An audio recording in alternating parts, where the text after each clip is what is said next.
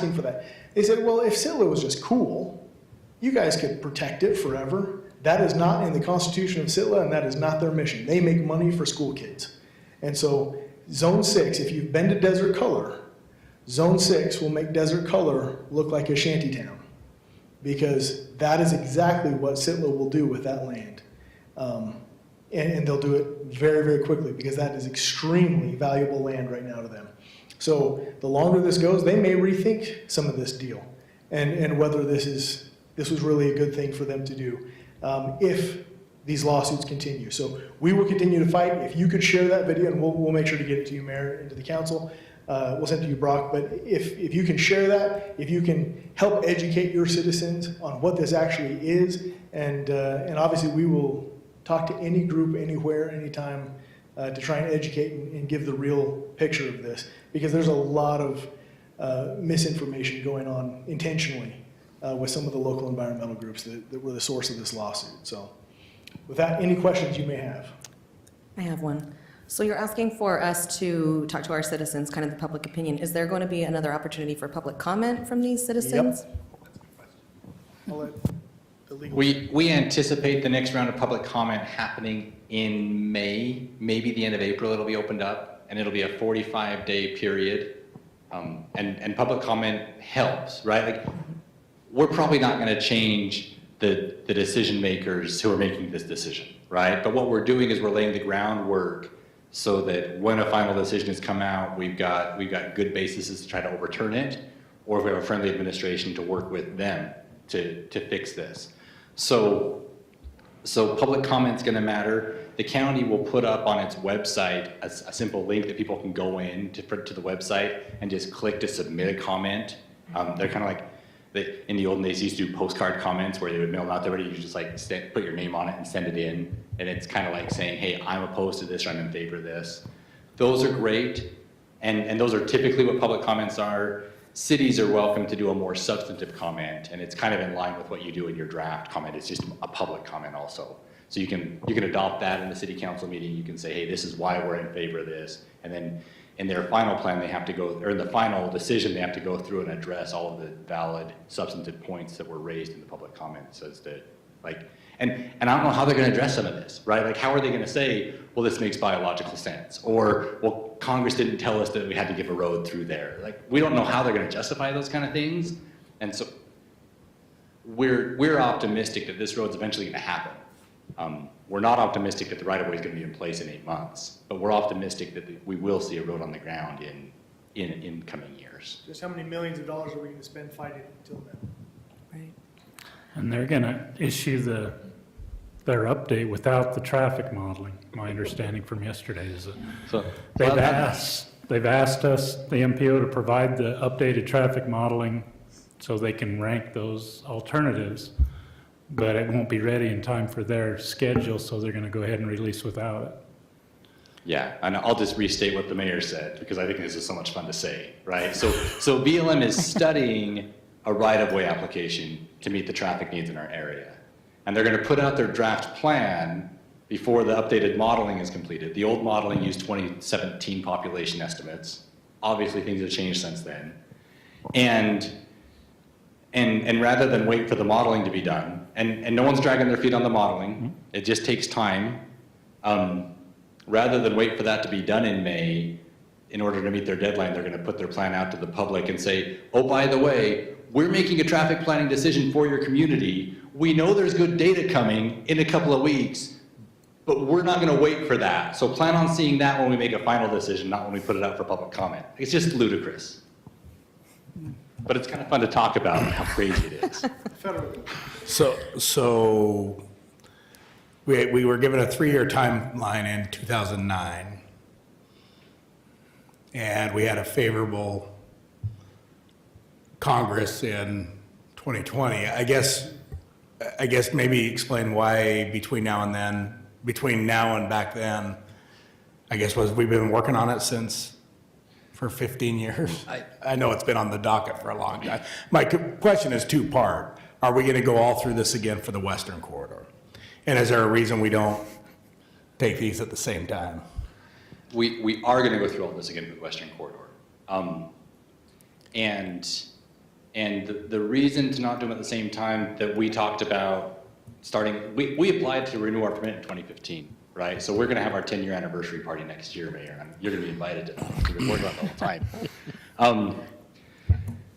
So at that time, the thought was, let's get this one done. Let's figure out the frame, let's figure out how we do this. Let's get this one done.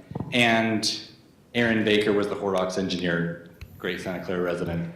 He and I talked about the Western Corridor, and he told me at the time, now this is dated, right? And your population's growing faster than we were projecting back then. But he told me at the time, we don't need to be talking about the Western Corridor yet.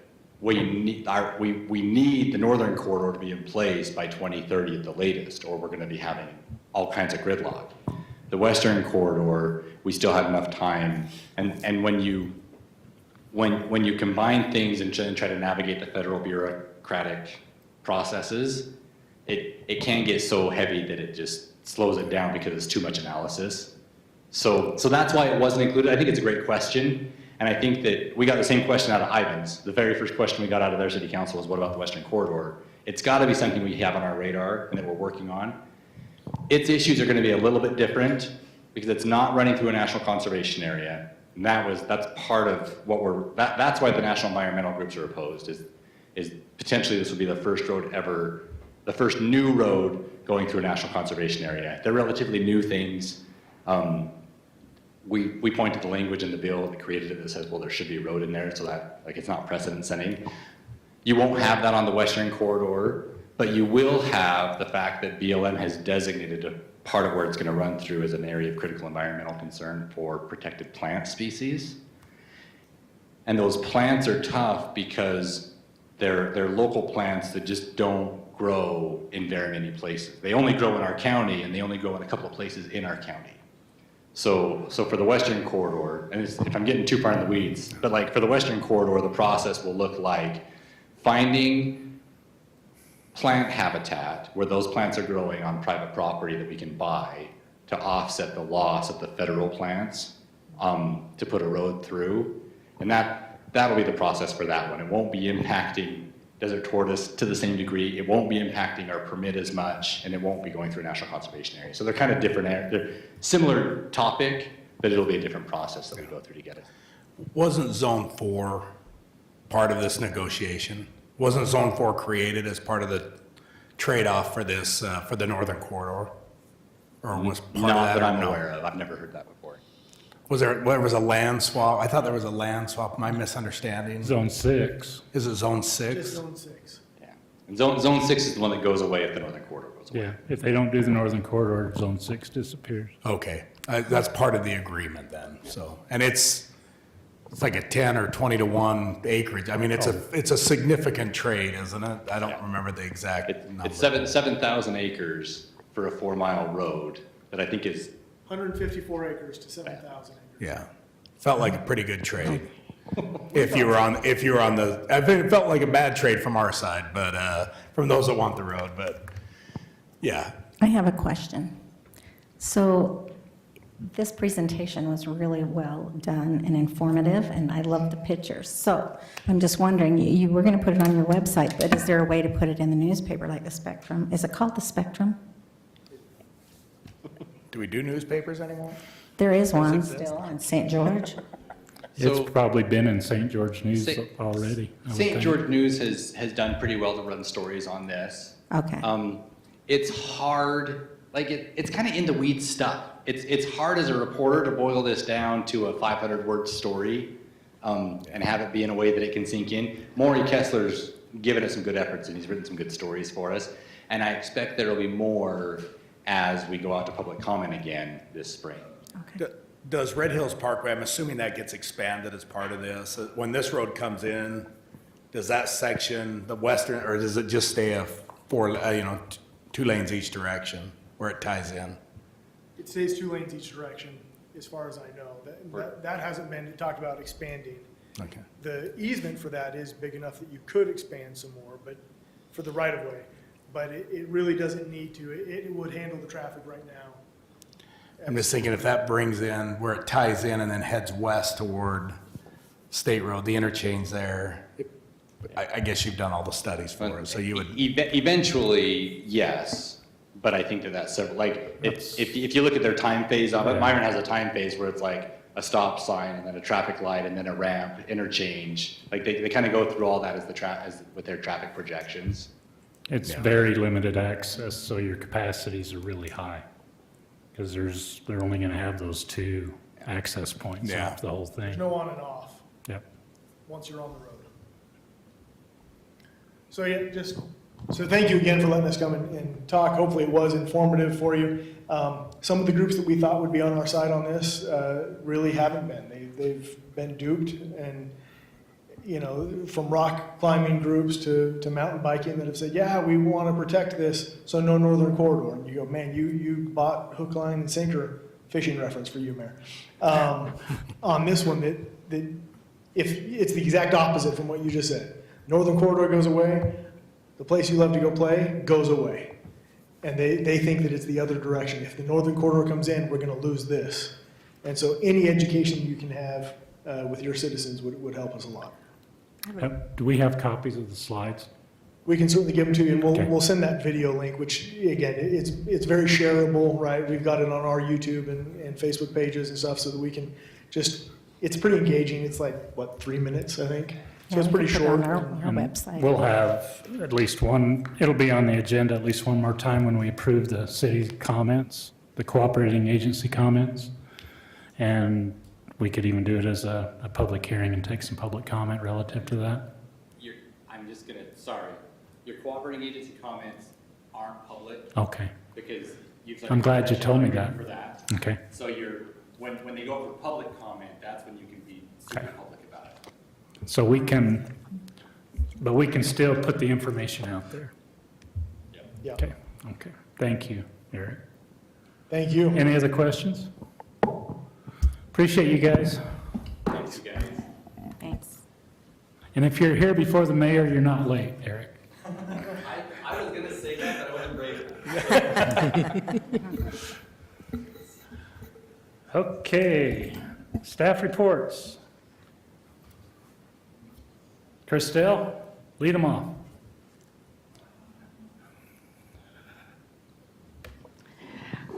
Probably the only thing I would want to tell you guys is we're planning on sending out the Yopify introduction message tomorrow. So you should be receiving that. And it'll just send a link to everyone in the city and allow them to update their contact information. And then it will also have another link where you can subscribe to different categories of different things. So like cemetery cleanup notices, newsletter, and other things like that. Is it a mailer, email? What are you sending out? I'm meeting with the Yopify rep tomorrow morning. So it has different ways of sending it out, like through text, phone call, email, postcards, letters, like lots of different ways. Okay. So it'll initially go to them by email, and then I'll try again if they don't have their email to do it by a text. And then if they don't respond to that, we'll probably end up like sending a postcard. But that's all. Questions, council? Thanks, Christelle. Gary, you dressed up good. Well, I know, I gotta impress. I just got back from UAMPS, so just a quick update on the power. They're still working on Gen 1, it's getting close. They're gonna change the, well, just this week they've been putting it back together. They got all the parts in, we're putting them back together. And they had to clean out the oil pan on it, getting everything mopped out, make sure there's no debris in there. And they gotta change the coolant as well, just because it's about due anyway, and they're not for sure if it's got anything in the coolant too, so they were doing that today. Let's see, Still Solar is starting to produce. We're finally getting some of it. I'm not sure how much we're getting right now. It's just in a test phase, so they've got it energized, they're running it, and the official commercial operation date isn't till the end of the month, but we still are getting energy from it now, so that's good to have. It's made a difference in our market purchases already, so That's nice. ICPE is our engineering firm. They have started doing an impact fee update. We just had our impact fees done a little while ago, but I'm having them do an update to put in some projects that are maybe 6 to 10 years out to make sure we start collecting the impact fees for some big projects that we got coming up. And then, well, the old impact fee study, the pricing is kind of outdated. Prices have just skyrocketed the last few years, so that's another reason we're doing the updates. They can update the prices and update our impact fees. UFS is the Utility Financial Solutions. They started doing that, a rate study update.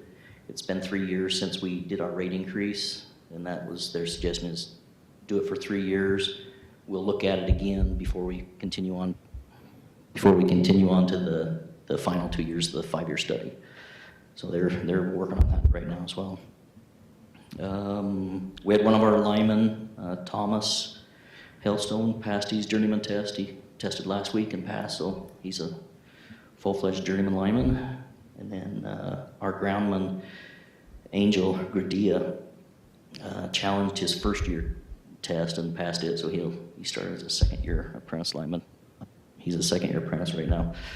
And then the new guy we hired is doing really good. He's fitting right in with the guys and very knowledgeable. He's a good hand. So that's about it. Okay, any questions for Gary, council? Thank you, Gary. Dustin? I have a question. Is that thing for Dave and I tomorrow? Yes, at 2 o'clock. Okay, and do we meet here? Yes, just my office is upstairs. If you Okay. go up the stairs, and then go to the left, I'm in that window on the east side. So, Okay, thanks. okay, yep. Good evening, council. The Santa Clara Crestview Elementary Line project starts next week with about a 60 to 90 day timeline. Whitaker Construction has moved about 12,000 yards of sediment in the debris basin. They're going to be letting it dry out for another 3 to 4 weeks before they start hauling it off. I've got the spring traffic signal maintenance coming up this month to make sure all our traffic signals are in good working order and there's no items that are wore out, would need replaced. We're going to have a slurry seal bid opening on March 26th, so I'll be bringing that back to council for your approval on the 10th. We've got about 1.8 million square feet in there this year to be slurried. The MyMeter cellular app for water and power usage, we're hoping to launch April 1st, and you heard Christelle bring up the Yopify website. We're hoping to use that as a way to reach out to residents to make them aware of the MyMeter app. We actually had training today with guys from the power department and all the guys in the public works department because they deal more with residents than probably any of us on high usage and water leaks, and they're now trained in how to show them how to get on and create an account and look at their usage and set up leak detection and things like that. So it was a real productive meeting, and we're getting really excited about being able to launch this cellular app. Pioneer Point, the subdivision by Clayton Levitt on the corner of Pioneer Parkway and 400 East, the construction drawings have been signed. So we should be seeing it starting any day. Horrocks Engineering is still working on the traffic and transportation master plan update. We've been going through the projects list and itemizing the cost estimates, and next step will be looking at the impact fee, so I'll be bringing that back to another work meeting for discussion. I've also got Sunrise Engineering working on our stormwater master plan update. They do it differently now. They model it like they do our water system. So as our city grows, you just add to that model. It's a really great way of doing it, so it should come up with any problem areas that we have that could be prone to flooding and may need corrections. That's everything I have. Any questions for me? Thanks, Dustin. Chief? All right, good evening, council, mayor. So we're watching our budget closely, working through the fiscal year end, and that's going really well. So I think we'll be on target to meet our budget needs. Con and I met with Ivan's, one of the representatives from the PGA Tour. So that planning public safety process is beginning.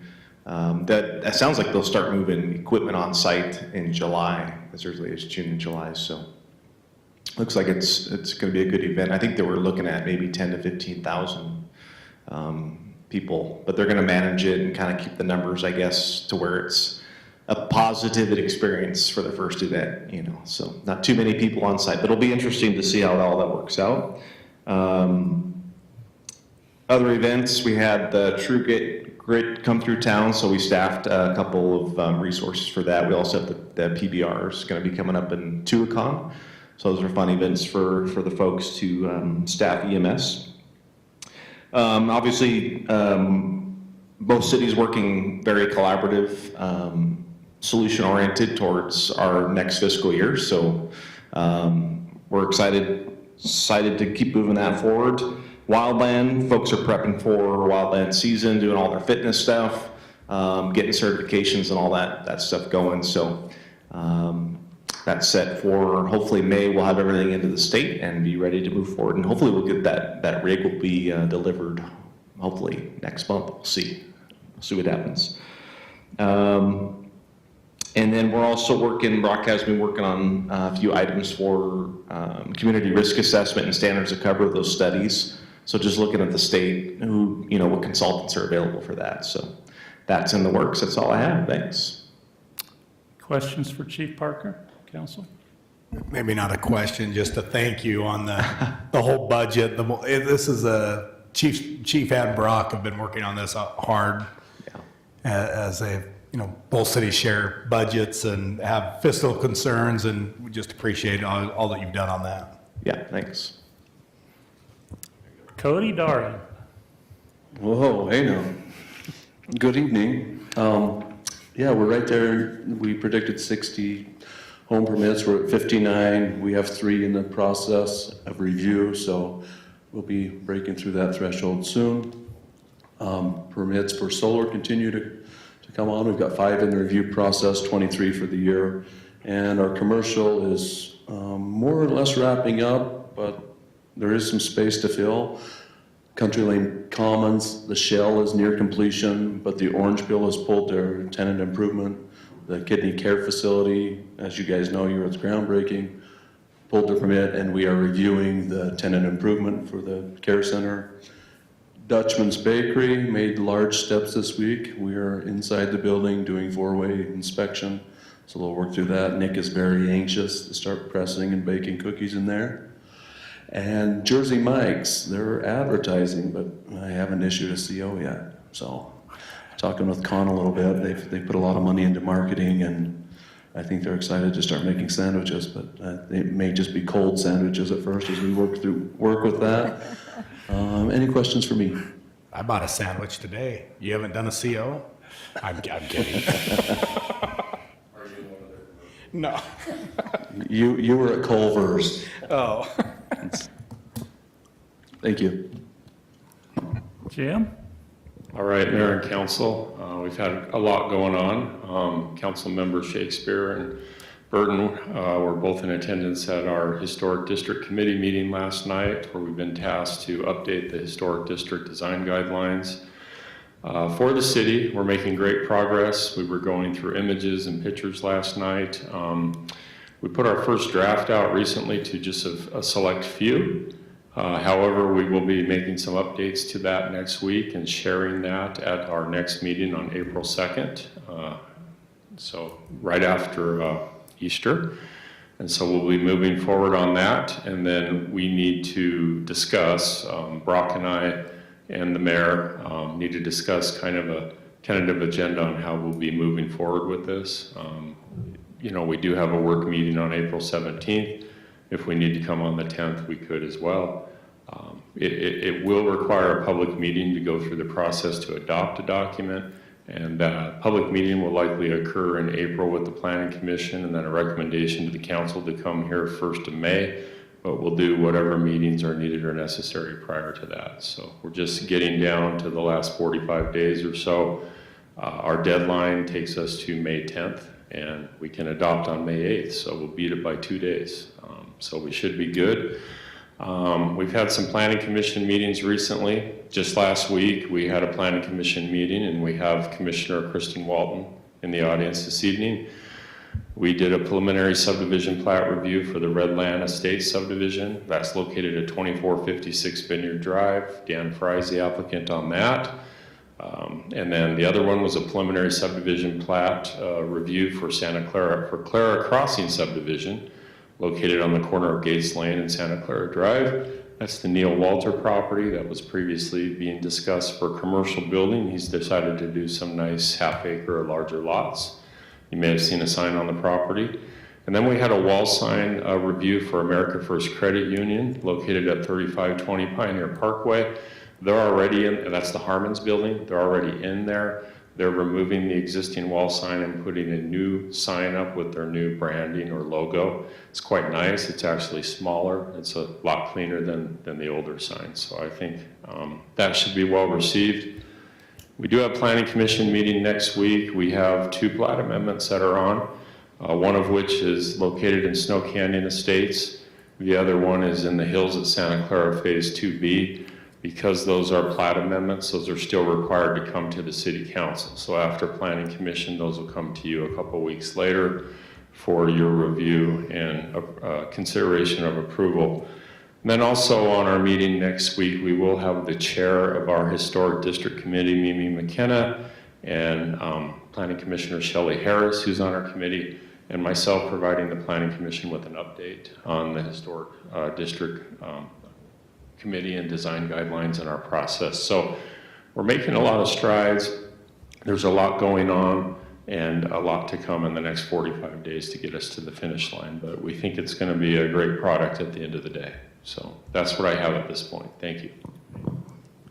Questions for Jim, council?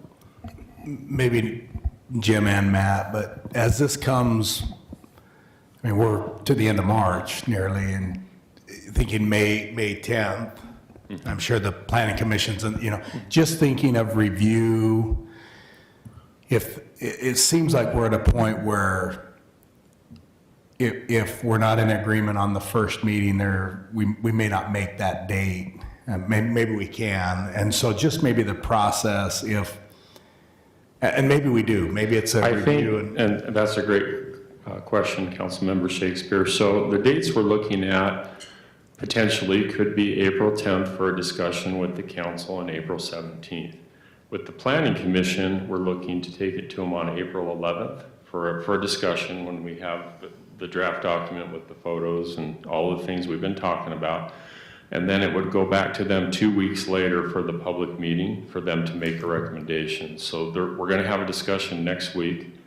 Then 2 weeks later, another discussion, and then 2 weeks after that, the public meeting. And then we can do the same scenario with the council as well. Bring it to the 10th or the 17th and then come before you on the 8th for your consideration to adopt the document. As you know, we have a great group and people are working hard on this. So yeah, I think we should be there, but yeah. Okay. And I haven't seen the document. I've been in the discussions, obviously. You will soon. So and my reason for the question is, obviously, we want to get this right. And maybe the question is getting it right more important than May 10th, on that? And if we get to May 8th and there's a few minor tweaks that need to be made, what's the scenario if it moves to the second meeting in May? Is there? I know it's a 6-month deal. I'm just trying to ask. Matt, correct me if I'm wrong, but the pending ordinance would expire on May the 10th. If there were an application submitted that was deemed complete, then you would have to process that application under the existing ordinance. So as far as I know, we don't have any pending applications that have been submitted in the queue. And typically it would take a minimum of 2 weeks, probably closer to a month, to be able for the staff to do that or review to deem an application complete. So you probably got the 2 weeks to buffer it and not get hurt, but if a savvy developer out there is paying attention and has his application fee ready, complete, then you would have to process it under the old one. I think we're going to have a great document. I think if you want to ensure it, as soon as you get it, review it. This isn't one you put off until the day of the meeting and then review. You're going to get it 10 days before our meeting, our first discussion. You're going to get it right after the first. We don't meet till the...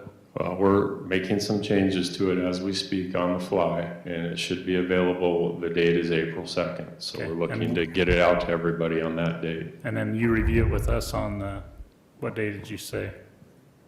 The 10th, if we'd like to have it the 10th, and then the 17th, we have another I'm meeting. just saying, you're going to So- get it on the 2nd. Do not wait till the 10th. And then if you need it on the 24th, we'll bring it then too, so there's, Get your review done, get your comments done, get them back, because what will slow it down will be a delay or a comment coming in late that is pertinent. That's what'll cause you to miss that town. Okay. And that was the purpose of my question, just, I think getting it right's the most important thing here. I don't know if there's applications out there, and I think if we're getting it by then, I think there's time to do that, but it's going to planning commission, there's public hearing. It's tight, and we knew it was gonna be tight Yeah. when we started the process, so. Same with planning commission. Hopefully, and Jim admonish them, when they get that packet, they get that document, do not wait till the day of the meeting to look it over.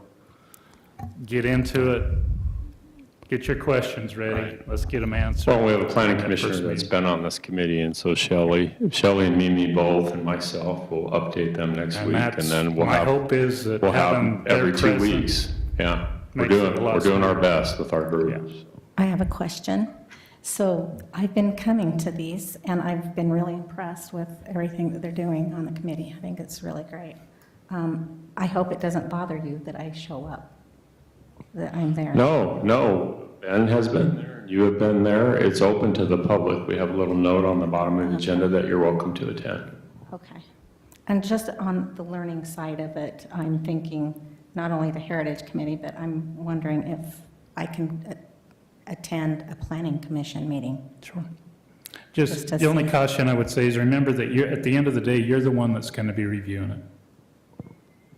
So You're the final say, you're the council's the you're the vote. final say. Oh, We're the I legislative see. body. Yeah, right. I understand.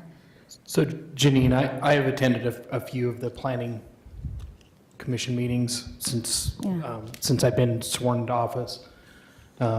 Just looking, because I get the alert of the agenda. And so I just come to kind of listen and especially if there's a public comment, I want to be here to just hear the public comment in person.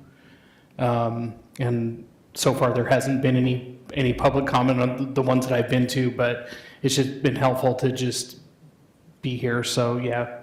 I think it's helpful just firsthand, just being there and learning. I'm just And trying to learn. there's not an issue with you attending, just Okay. don't turn into a proponent or the opposite. No, and that's, No, yeah, just- I'm, Very neutral. yeah. If it's public comment, I will not be Right. public commenting. Just listening and taking notes, and we haven't had any of the big ticket Yeah. items so far this year, but it's early in the year. Eventually, when it gets hot, the agendas might get hot too, so we'll see. Right. It's coming. Oh, yeah. Okay. Anything else, Jim? Brock? Yep. Yep.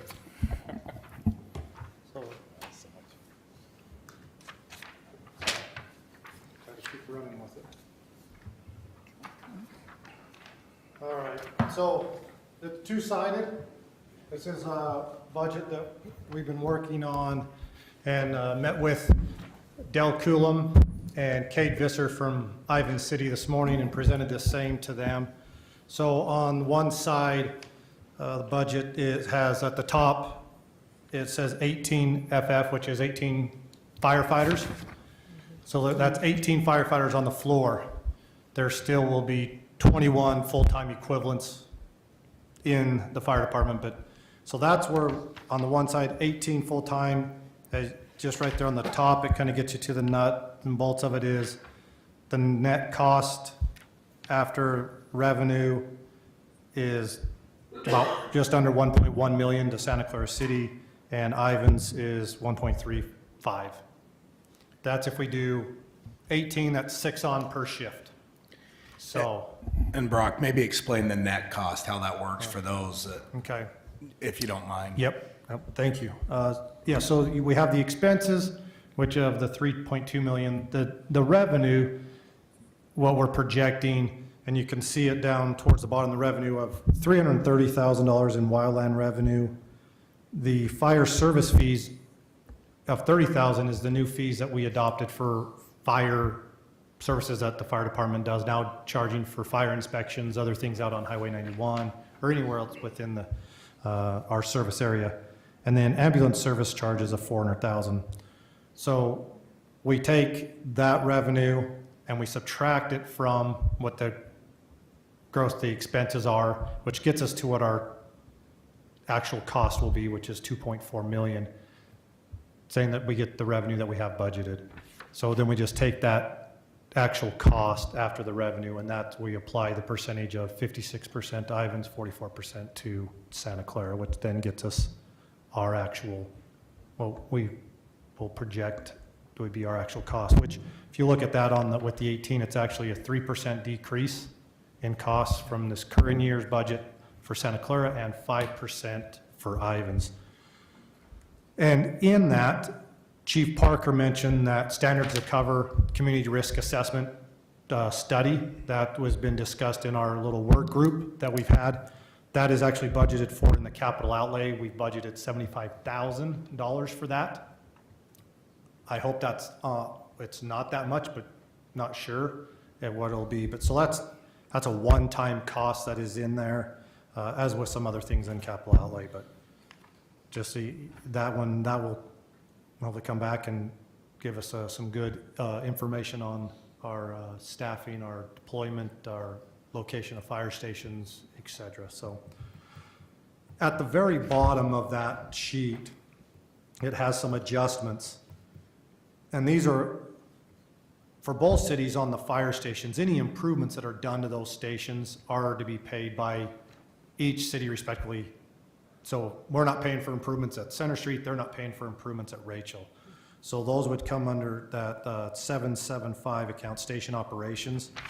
So we have $26,000 worth of operations at our station at Rachel.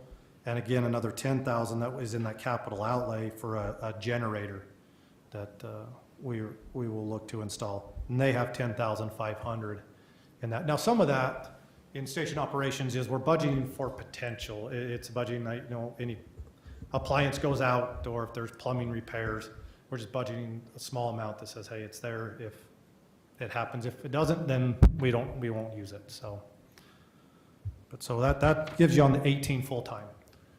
One of the things that we have discussed on the other side in our work group, which was well received, is going to 15 full-time, which is what we're currently operating at as of after today. We had more, but we had our part-timers, which today's their last day of working to make sure they stay within their allotted hours. So we'll be operating at the 15. There's a lot of talk about just staying at the 15, and if you take that 15, the budget comes down from that total of 3.221 to 2.882. And then as you can see, as you take the same revenue, back it off, we go down to 2.1, which makes our cost about $150,000 less to $934,000, and Ivans goes down another almost $190,000 to 1.162, which is 17 and 18% respectively decrease in budget.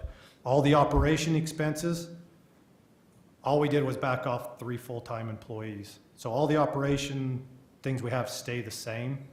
It's just backing off those employees. So as I presented that to Dell and Cade today, their feeling is they like the 15, looking at that, but we're gonna work to get a meeting next week with that work group again and make sure we're all on the same page. So we're not two different numbers getting presented to councils, and that we're all on the same page on how we're going to move forward. So just want to bring council up to speed on that, says it's also getting presented to their council as well, right? So, Yeah, do you mind if I add a little bit? no, As we went into this committee kind of meeting was just assuring in the agreements that both cities agree. And I think with the confusion as we went to the combined meeting, just making sure that we both had a clear understanding of the level of service and what we're asking our fire chief to do. And I think from the committee side, and again, we'll meet probably one last time to discuss this, the 15 was where we are now. What it is, it becomes a 3-2 model where 2 are on the ambulance. It does limit maybe running the second ambulance, but we do have I'm gonna totally botch this, chief. So we do have the engine that can do everything but transport. But really the purpose was to say, until we get the standards of coverage, going out and getting this done and understanding exactly what that level of service is recommended to be, maintaining what we have, we can always go up. It's easy to go up. But going with the 3-2 model, which puts 2 at one station and 3 at the other, it allows, you still have 3 during the daytime hours with chief and con and all that, but it allows us time to get the standards of coverage and then make a decision at that time on really what the cities do. But it's, again, if you look at both of these, and that's why kudos to chief, it's a reduction either way. I mean, assuming we get this is assuming with the new collections with Gold Cross on that, but being very conservative. on a very conservative So- number. Both are going to be a reduction on that, and the reason with the 15 is it just gave us some time until we got that study back, and I think we'll have more information as that gets done, and I think that's a great thing. I think it's something, I had even talked to Brock, maybe there's a hybrid in there to where you add additional overtime on the 15 to where you can backfill and maintain that, and there would be a hybrid approach in that. But this looks really good, and I think we'll be able to move forward in a good way. Is the 3-2 model kind of what St. George uses? Well, I'll say St. George, they operate differently because they don't do EMS. Oh, that's right. So That's how they I usually compare. have 3, I'm going to say 3 on their engine, maybe different at each station depending on what apparatus they're running, but they don't run the EMS. So they just have, I'm saying 3, maybe more at each station so they can run their engines. So maybe So- Hurricane would be more comparable. Hurricane would be, yeah. 3-2 model? Yeah, I don't know what they operate. Chief might know what Hurricane Valley, how they operate. Yeah, they try to maintain 3. And then I think at like 46s where Washington and Hurricane share that New York station at the intersection, like the 15 there. I think they run 3 there. And so if they get a fire call, they'll run 3 on the engine. And if they get a medical, they'll run 3 on the ambulance. So they'll kind of do what we're doing at Center Street. But they have their other resources always in service, right? Like their engines are always staffed, the other engines. So that's kind of how they work. I think St. George has 3, and then what they were doing is if somebody was sick, they would drop to 2 sometimes. And if they get an extra reserve, sometimes they'd have 4. So it fluctuates based on sick and so forth. So hopefully that helps. Under this, we would drop to 2 if someone was sick, right? We could. That's a decision you guys would have to make. But, Yeah. so. Or that's still in, Yeah, that's the Process. constant staffing to whether do we want to always, if we have the 5, so 15, do we always want to have that 5? So there's always 3 on an engine, can run on the fire really quick and easy, and 2 on an ambulance. You can say, hey, there's a minimum staffing level of 4, so you have 2 on an engine and 2 on the ambulance. You could do that. Same thing if were at 6 and then the 18, you could say, we can drop to 5 or we can drop all the way to 4. I mean, that's just a philosophy deciding what's our minimum level of staffing. And, or you can say, we're always going to have 6 on. So you're always constant staffing. The constant staffing is where a lot of your overtime ends up, is where it comes in. If we did the 15, I would say, I probably would lean towards let's constant staff and stay at 5. We're always 5 on. If we did the 18, I probably would lean towards saying, hey, we'll stay with 5's our minimum. So if somebody's out sick or on vacation, we can still run 3 and 2. I have a question. Did we have to cut firemen? No, like Brock was saying, we had 3 part-time staffing, which should be noted that nobody was really using that model because we were running them really, they're running more hours than most part-timers do. They're always at their maximum. Okay. So they were reaching their maximum hours quicker than any other part-time reserve in the county. Okay. So they reached their hours and now they're unable to work till July. So then they could start again. So that's kind of the idea of that. I think with the staffing too, to think about the flexibility we do have, like, if you look at the budget, there's overtime in there. But like a lot of cities do, they'll reach that cap and then we could reduce like we're doing now to meet the budget line item. If, hey, we want hard and fast to meet that overtime limit, whatever you guys said, we can do that. And then we can reduce. So really having the 6 on or 5 on per day allows us to do that. A lot of flexibility to meet that's like I said, I think we'll meet our budget goals this fiscal year. We'll see. We'll say there's going to be an amendment, but hopefully we'll meet it. So it'll be close. And on that, again, that's maybe where the hybrid could come in, to where you could, stay at the 15, bring that projected budget down, but maybe increase the overtime line item that would give chief, hey, we've got a threshold of 150,000, and then once we hit it, understand. The one piece I think that we've asked for that I think we'll have that'll help is how many times both ambulances are out. And I think that's really the question is, and I think we'll have that this week to know if both ambulances are running, 10 times a year, and sorry, Chief, that's, we would probably say, yeah, we probably don't need 6, staff, but if that was running 100 times a year, we would maybe want to look at, and I think that's where that consideration is at this time. But both these were presented, and again, I think we had 3 meetings. We went through these in detail and came to these 2 options that I think both cities were happy with. And I think the 15 was strictly on, once we know the standards of coverage and it says, hey, you should have this within both your cities on a city this size, it'll give us some clear direction on the decision we can make. And the beauty is, I think you can always increase. I think that's knowing where we're at. So with that, this will keep us going for 1 more year under the current agreement. With that, the study to be done, we also will look at redoing the agreement.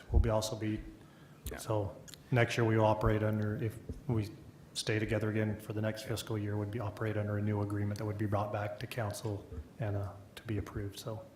And Brock, something to think about with the council is that agreement. And right now it's written, and Chief, you've expressed concern on that every year it could be canceled, meaning we get till March 30th or whatever that date is, that you could opt out. And so I think both cities feel that we probably need to look at that language to give our staff confidence that, hey, I may have a job today, but come June 30th, I may or may not. And maybe we look at something 3 years, or just to give confidence to that. And I think both cities were open to that. Yeah. Did you explain the Ivan's payback? Yeah, not here. I didn't, because it's not in this budget. Okay. We pulled it out of this budget, and we're going to address it in this next quarterly accounting. We'll account for it. So we pulled it out of this one. But I can explain. So if you remember back to the combined meeting, they went through their accounting of that we haven't given them enough revenue per the agreement that they have. So apparently, their council gave Dell authority to negotiate payment down to like 80,000. There wasn't, no negotiation, as far as I know, nobody negotiated, but they'll take 80,000, so off of the like 120 that they feel they're owed. So we'll work through that on this next, like I say, quarterly billing as they go through with Kate and Debbie.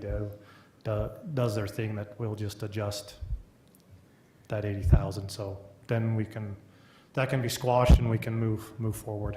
So. Maybe the negotiation, Mayor, is the fact that we potentially could save them $250,000 next year with the exceptional work on Chief and Brock. Maybe there's some. I'm kidding, but anyway, yeah, good work. Okay, all right. Any other questions?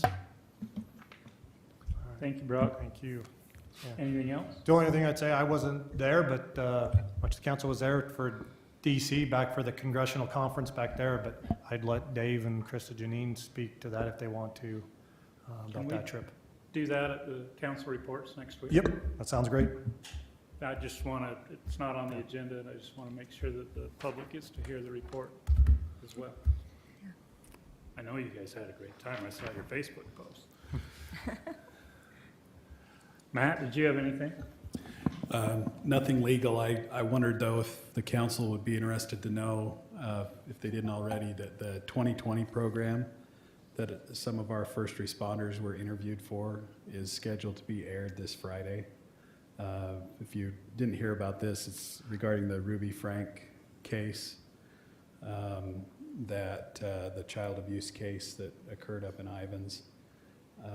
So they're not advertising it yet, but my understanding is it's supposed to air this Friday evening on ABC, and then it's available on Hulu, I think, within a few hours if you have that streaming service. So if anybody's interested, seeing some of our first responders be interviewed and recognized. Where is it being held again? Friday night. It's being aired on 2020. Friday night on ABC. Oh, okay. It's on TV.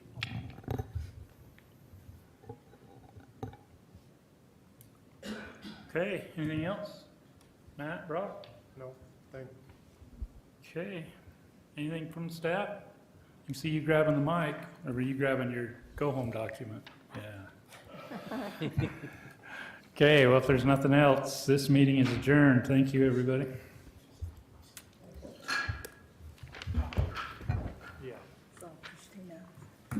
So, Mayor, did you want to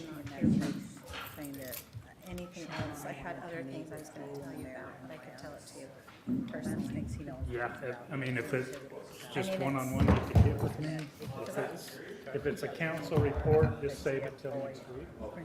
Oh, okay. All right. All right. I just want those to happen on an advertised council. What time? Because I call the So report. the resident doesn't Yeah. say we snuck it out. When I put it in my calendar, My plan should be available. I'm glad she asked because it showed up on that. It looked like you guys had fun back there from the pictures I saw. That was good. Thank you for allowing us. I learned some from the classes, and it was good to collaborate with other city councils and get to know them. Our schedule wouldn't get. I wish you would have been there. I know. You know, I'm getting closer. Yeah, no worries. This getting up and going with like 5 seconds of work scares the crap out of my remarks. I don't know if it's too, but it's coming. Next time. Thank you. St. George City.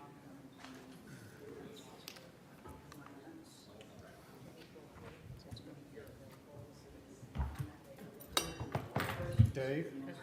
Sorry. Is this talking League about of Cities the EMT in bill? April? Utah? Yeah, you're totally down here in the So we're spring? coming Is it in a together. month?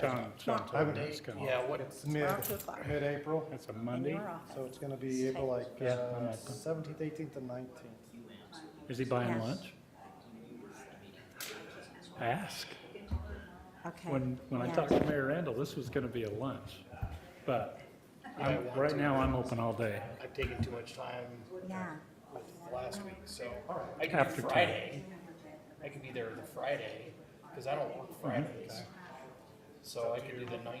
The Cooper Park lights come on and they go off at a certain time. Remember I asked you if the BLM was asking them to renew it? Hours of electricity being used. when They, they're BLM has there. asked, there's an existing BLM right away to Jimmy Rosenberg for that. Maybe you or whoever. BLM right away to him. See